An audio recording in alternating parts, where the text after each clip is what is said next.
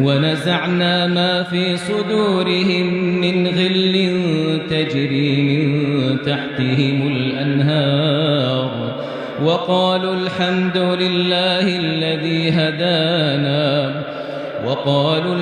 لله الذي هدانا لهذا وما كنا لنهتدي لولا أن هدانا الله لقد جاءت رسل ربنا بالحق ونودوا أن تلكم الجنة أورثتموها بما كنتم تعملون.